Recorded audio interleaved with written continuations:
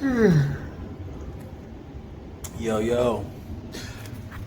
So earlier today, yesterday, July 18th at 7 p.m., I was a part of a 24-hour stream on Live from the Couch at the Son of Egg restaurant. And it was a camping stream. Like, we were literally on the land in the back of the Son of Egg restaurant to the right of the property in tents. You know what I mean? Just filming content. One tent was a 24-hour live stream, and the other tent I was able to conduct interviews. And I want to tell you that Weirdinary was really able to connect with some wonderful creative intellectuals. I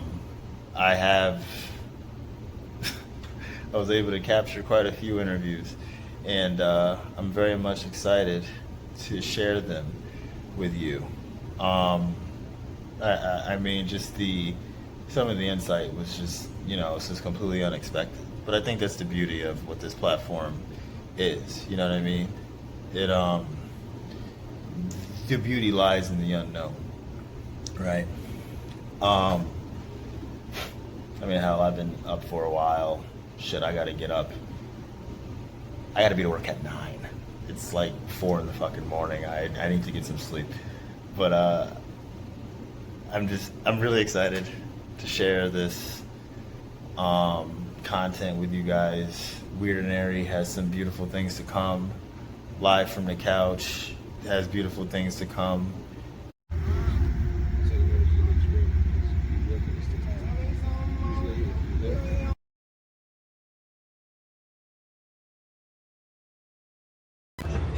All right. Yo. Welcome to another episode of Weirdinary, a special edition. And here today, I have a very special guest. He is a rapper, a content creator, a social media influencer, a vlogger, and a YouTuber. His name is Steph London, and it's an honor to sit here and chat with him, man. How the fuck are you, brother? I'm hot. I ain't gonna lie, it's hot as a bitch in this tent right now, but we gonna get her done. Yeah. You know what I'm saying. So at the last live stream, I heard you rap on a track that Suplex did. Yeah. And I ain't gonna front, bro. I mean, one, I gotta give you your props. I mean, bro, I like the way you flow. You know what I'm saying? You have this really gritty approach to it. I appreciate that. Yeah, bro. It's almost like, I don't know, it's almost like Pop Smoke-esque. You know what I'm saying? Yeah. A little something like that, you know what I mean? But you got your own little swing to it, you know what I mean? I really liked the way you attacked the beat. But what I want to do is I want to go through a bit of an emotional arc to really get into the being behind the music and behind all their creations, because you are a very busy man. Yeah. You know what I'm saying? You do a lot of shit. You know what I mean? And this gives me an opportunity to really get to know you a little better, right? So my first question for you, King, when you think back to your childhood, what experience shaped the person you are more than any other? I feel like when I first moved to Albany, I moved to Albany when I was probably like 8, 9, one or the other. Moved to Albany at a young age. I came from Brooklyn, Bed-Stuy. Okay. So when I was in Brooklyn, I come from Guyanese descent. I'm probably the first generation in my family born in America. Wow. So when I was born, we grew up on the block, 3 houses back to back, aunt, uncle. So you got like an environment of just family members. Okay. So when I moved to Albany, that like really changed my whole point of view in life, because you're not so much protected by your family no more. You gotta be your own man. You gotta learn how to be funny. You gotta learn how to make friends. You can't be shy every day. And I feel like that built me a lot, because I had to learn how to be me. Like, I had to find myself at a younger age than most people do. Most people don't move around a lot. Like, they don't change states or change environments. They usually stuck in one thing for forever. Yeah. So I feel like moving made that difference. 'Cause I went to a Catholic school. Okay, because I went to a Catholic high school. Oh, hell So no. I sort of understand the situation, but I mean, I didn't go at a young age. Yeah. You know what I'm saying? How did that have an impact on your view of religion? I mean, would you consider yourself a religious person? No, I'm not religious whatsoever. My dad's actually Catholic and my mom's Christian. So I've been to both churches. I appreciate both of the churches, but I've never been too into I believe in God and all that, but I've never been into religion deeply. And going to school for it made me push away from it further. Yeah, and I wanted to get into that because I felt like you said it was really strict. Yeah. So it's like were they trying to force it down your throat? I mean, was that kind of the approach? I mean, like, kind of walk me through their approach on a young, impressionable mind. I feel like it's more say you don't really get a choice when you're at that age. You do this or you get punished. Fair enough. You don't really get a choice to like learn it per se. It's kind of getting shoved down your throat at a point. Like you have to learn this or else. Mm-hmm. Because at that age, like those teachers, I think back then teachers could still hit you. Like back then, I ain't gonna lie. Really? Yeah. Because I was born in '98. Like. Oh wow, you're young. Okay. Yeah. I'm. So wait, how old are you? I'm 27. Okay, I'm 32. I was born in '93. Wait, teachers was hitting you then? I grew up in a Caribbean background. Like I felt like the teachers weren't allowed to, but it's not really the teachers. You know, the teachers' aides. Most of the teachers' aides back then are Caribbean. Like if you go to school in the city, your teachers usually like Spanish. Like it's like your environment in the school, but the teachers, if that makes sense. Bro, that's fucking crazy. Yeah, it get like that. I was a bad kid. I ain't gonna lie. I was bad as hell until I moved up to Albany. I mean, I guess what do you think sparked the rebellion? Is it fair to say that you were not a fan of authority? I was the youngest child in my like family until I was probably like 13. So I was getting away with shit. Okay. I used to break my cousin's glasses consecutively. And like you ever like pinched your finger and your nail turned purple? Yeah, yeah. I done slammed my cousin's door into shit until his nail came off. God damn. Yeah, like I was as a child, I was I don't think I was angry. I just think that I was little. Like when you the little one out of everybody, I feel like you gotta prove yourself. Okay, so it's almost like a Napoleon complex. Yeah. Okay, God, dude, the nigga nail came off. That's wild work. Yeah, that was a good vacation. I ain't gonna lie. You said something earlier that really stuck out to me. You said you were the first born from America. Yeah.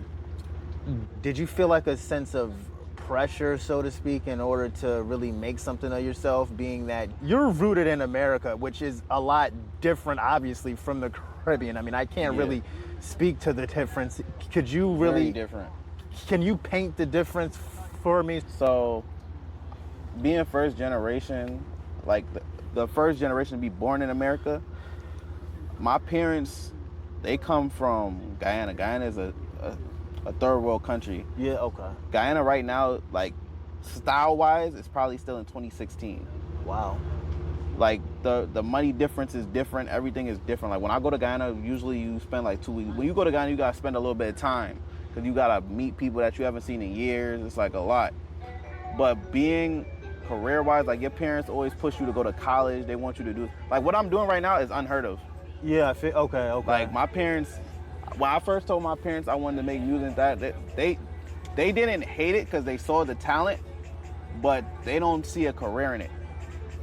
And I feel like they don't see a career in it because it hasn't made me money yet. But I've done shows. I've went to California off of just straight fashion. And New York, I did a fashion show in New York City on my birthday off of just fashion, off of connections of just being myself. Wow. So it's like you gotta dream big when your family isn't really therefore thinking about your dream. Like they see your dream, but they don't believe in it, and you gotta make people that don't believe. Yeah, you gotta turn the haters into fans. Yeah. Okay. Nah, I like that, man. I'm sensing a pattern. You're a rebel. You know what I'm saying? When motherfuckers tell you you gotta do something, or they don't give you the push that you're looking for, it seems like that pushed me harder. Yes, you find your purpose through resistance. Yeah. I like that. I like that.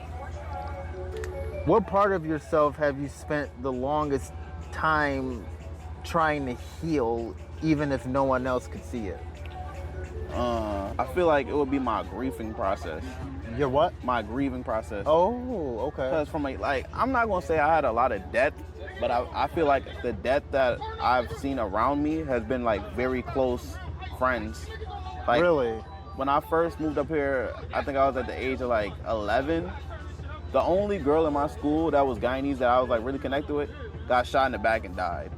God damn. Yeah, at a young age. That shit was like, to this day, that shit's like one of like it fucked me up at a young age. But when you hold that shit in and you don't cry, like, it's like a lot. And then as I got older, my brother died, and he died in like similar ways. And then last year, London, shout out my brother, he died. He overdosed. Like, it makes you think about life in a different perspective. Okay. Like, shit not guaranteed. Like, you could lose your life tomorrow, and people are going about their day.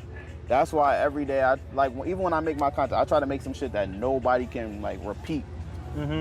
You gotta make yourself stand out. That's why when you say your voice is unique, I try to my voice isn't deep, but I could really make this shit sound like I'm 6'5". Yeah. Like, you gotta make your character bigger than you are. Because when I die, I want you to know me. I want you to see like what I did. Like, that's why I'm glad that I do social media. Everything I did that you could pull that shit back and post it. I got 1,000 videos of straight vlogs before I even hit 500 subscribers. Now I'm at 4,000. Like, I'm gonna keep dropping them, just so you can see how I built myself. Yeah. Like, I built my identity. What's up, man? Yeah. Like, as a young, I ain't gonna lie, as a young man, like, I'm 27, I have no kids, I have a crib to myself, I work every day, and I grind every day to get what I want, and I make my TikToks, I shoot my videos, and I stay to myself, and I have fun. Yeah. What do you, you said you work every day. Like, what do you do for work? Like, what's the day job? I have a night job. I do overnight Albany Med. Okay. I'm a transporter. Okay. Yeah, I move a lot of patients. I move patients' body parts. I move a lot of shit. You move patients' body parts? Yeah, I move morgues. Oh, shit. I move morgues, inpatients, ED, crash carts. I do all that good shit. Wow. Yeah. Fair enough. So you do that overnight and you still find time to... You gotta find time. If you want it bad enough, you gotta find time. It's that hunger, bro. I like that. I be shooting videos at work at my desk. I don't care. Like, you gotta find time. I shoot videos, like my best videos that have gone like super, like at least 10K, 30K, have been walking to my apartment from my parking garage. Wow. Because I don't know what it is, like that walk up that hill, it just makes me super energetic and makes me, like, my comedic timing come out. I don't know why. It's super random. Let me kind of rewind a bit, because you made a point about grieving and really working on healing that aspect of yourself. Yeah. Which is something that I think, I mean, it's tough in general, but really for men.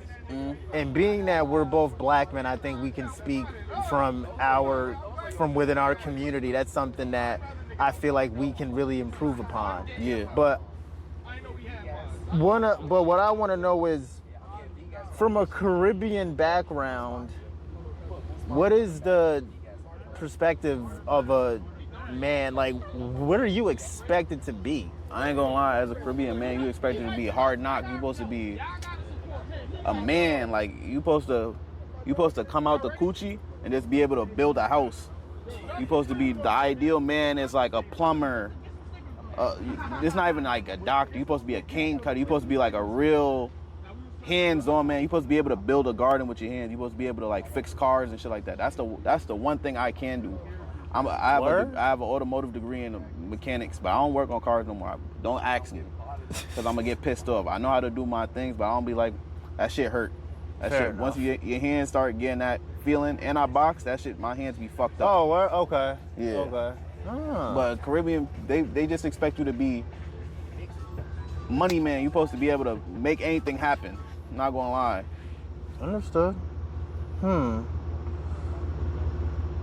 When did you first realize that your pain could become something worth creating instead of something you had to hide from?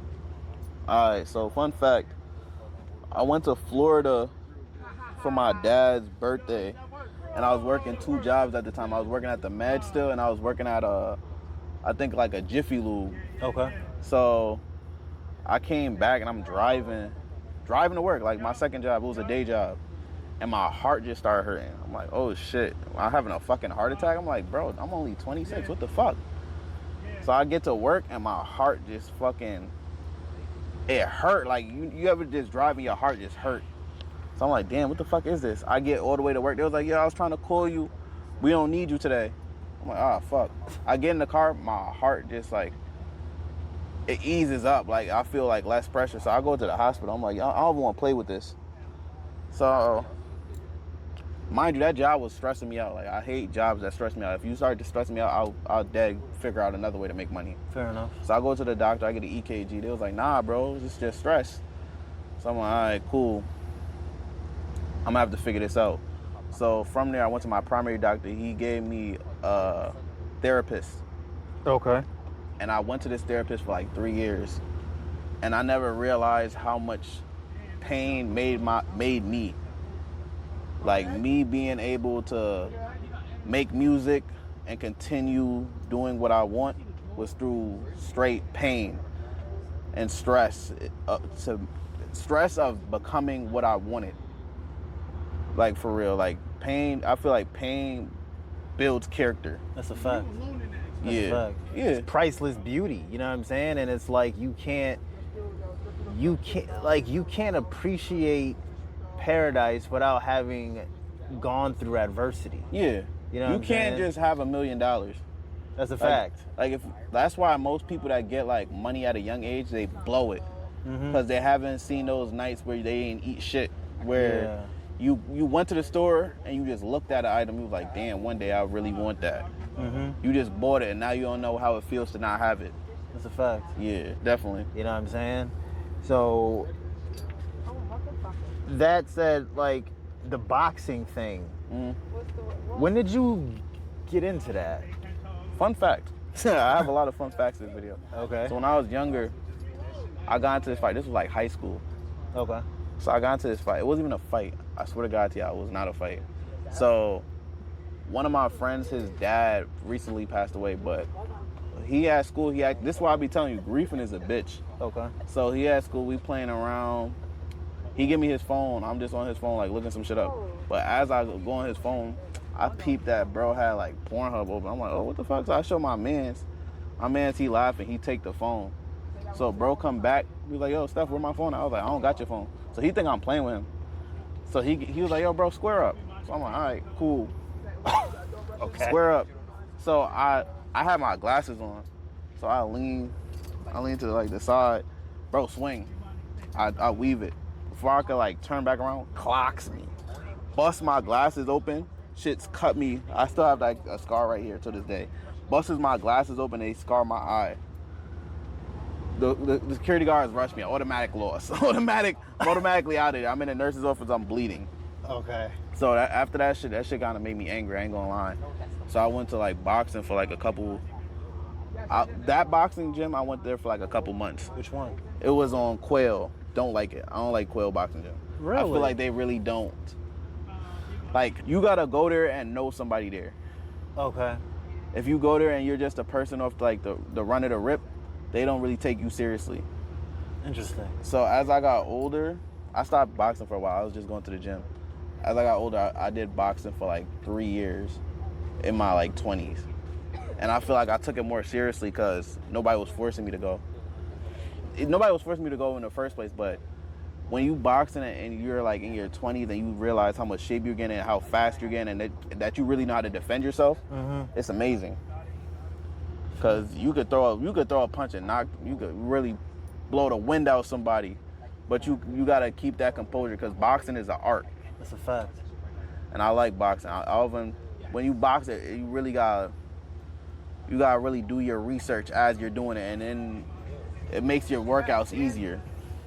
You feel like the discipline you've gained through the art of boxing, you think that helps in your approach to your passion? Yeah, because boxing is discipline, and it's like therapy.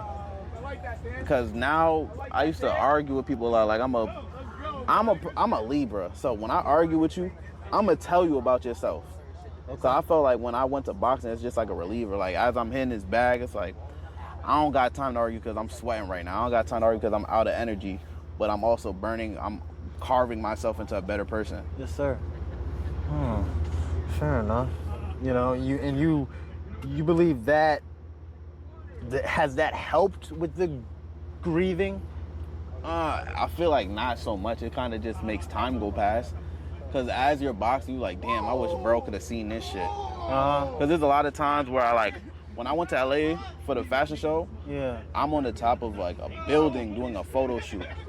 Like a building, like a skyscraper. Yeah. I'm on like the 60th floor, overlooking LA. I'm doing a photo shoot. I'm like, damn, bro would have loved this shit. It's like certain times where you do certain things and it just triggers that shit. Like I got both of my brothers. I got Goldie, his whole shit tatted here. I got Ozone, shit tatted at the bottom. Mm-hmm. Like I keep my brothers that's close and dear to me on me, because I can't forget people like that. I'm not the type to put you on a circle chain. Yeah.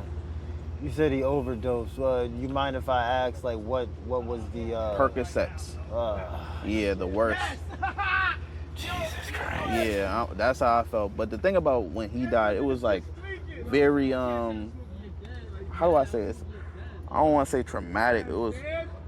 It's so me and him. His name is Goldie London. Okay. My name is Steph London. So when he passed, I was coming back from New York City. Okay. I just went to like a museum or something out of town.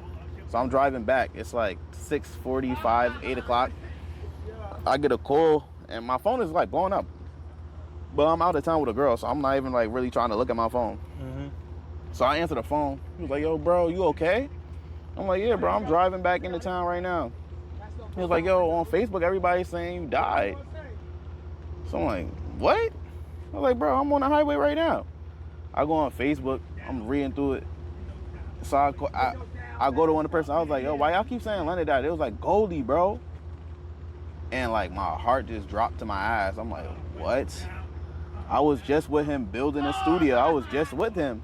Because every time somebody dies, you always think of the last time you seen him. Mm-hmm. Mm-hmm. But I was really recent. Last time I seen him was like a week before my birthday. Yeah. So it's like, damn. And that shit it's just traumatic because everything in your that shit just raced through your head like. And then you just sit there in silence and everybody think you bugging, but it's really you trying to like put all the works together. Yeah. Shit, man. I'm sorry for your loss, King. I feel like you can't. No cap. When people say sorry for your loss, I hate when they say that because it's not my loss. Like I've grown better from my losses. So it's like I made my grievances even though I haven't fully. Okay. I like that perspective. What truth about yourself has been the hardest to accept, and how has that truth changed the way you create and live your life? I feel like I don't have a lot of patience with certain dumb shit. Like when I feel like a lot of people, when something happens, they panic, and I'm not a panicker. Okay. Just because if I panic, I know what's going to happen. I know I'm going to start thinking, I'm going to start doing this. I need to figure out the problem. You got to go from each problem to this problem to that problem and then get it done. So that's why when people call me and they panic, it kind of pisses me off. Because you panicking, you don't even know why you panicking yet. Mm-hmm. You haven't seen the worst. That's a fact. Fair enough. So you're the calm in the storm. Yeah, I'm the person you call if some shit fucks up. Because I'm going to sit there and I'm going to think with you on each option that we have. Instead of being like, damn, just do that. You're not impulsive. Yeah, I can never be impulsive. I ask 1,000 questions. I like that. And my final question for you, King. Mm-hmm. When the music, the content, and the public image when all that shit is stripped away and there's nothing, it's just you and space. Yeah. Who do you believe remains at your nucleus? Damn.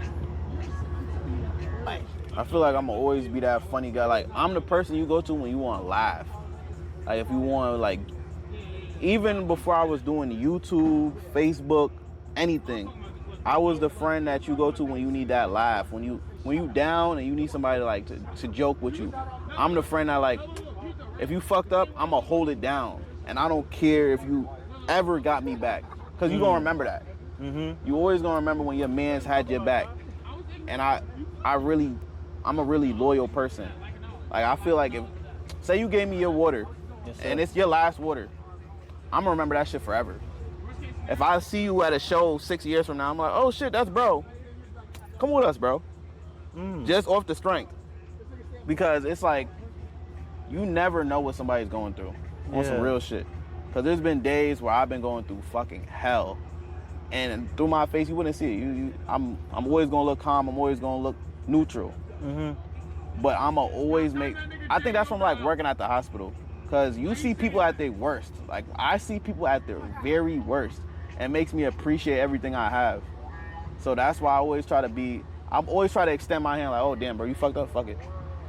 Huh. Take that. I don't need it. Because if I could get it back. Yeah. If you can't get it back right now, fuck it. Let's do it again. And then people always appreciate shit like that. Like, I feel like loyalty is the biggest thing that you could keep in your arsenal. That's the thing that nobody can take away from you. Yeah, you can't take away my loyalty. But once you cross me, I feel like I don't really go for, like, the violence. I go for, like, the absence. Okay. Because you're going to miss me when I'm going. Because there's no loyalty like my loyalty. I'm the person that's like, you got a show, and only 10 people showed up. I'm going to be the person that stays there with you to the fucking end, just to make sure you're good. Where does that loyalty come from? The strength of that? I feel like it's from, how do I say it? It's like, I feel like that's from losing people. Like, when you lose friends that's that dearly close to you, yeah, it makes you want to keep those friends that you have and cherish them. And if you can't cherish them, you can at least be there for them. Yeah. Like my brother that you just met, that's not my biological brother, but I've known him for so long that's my brother. I know me and his mom's locked in. Me and his little brother, I treat his dog like my dog. Like, that's my dog forever. If right or wrong, that's my dog. If he was wrong right now, we had to fight everybody in Albany. I'm there with him. Fuck it, to the death. Mm-hmm. But a lot of people say that and they don't. And I've also been on that part. I've also had the whole world go against me just to be at my feet again. So it's like, that's the part where I keep loyalty. I really respect loyalty. That's what's up, bro. There was something else I wanted to ask you, bro, about the shit you said at the hospital. Like, what was what moment at your job really rocks your spirit to make you look at life in a way to make you not take life for granted? Because I mean, moving people in body parts and shit, I mean, that's morbid as fuck.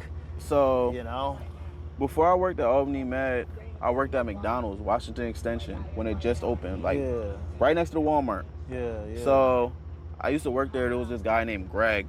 Greg was like, I ain't gonna lie, Greg was just like you, a very into tech, very to himself, calm guy. But a lot of people didn't like him because they claimed he was weird. Greg was cool and got money. Stayed out the way, doesn't do much, gets his money, does what he has to do. He was just rude. But he's not rude to be rude. He's just being himself. But I fuck with Greg. I'll give Greg rides home from work, pick him up when we going to work. So I stopped working there after a while. Greg ended up turning into, fuck is that shit? He's like an upper hand in McDonald's under a manager. Oh, supervisor. Yeah, supervisor. Okay. So one day Greg's leaving work, and you know how there's that highway? Mm-hmm. He's running to get to the other side, gets hit by a car and gets decapitated. Swear to God. I go to the hospital not knowing what happened. Why is he the first body I see in the morgue? That shit right there. Oh my God. Yeah. Shit like that happens.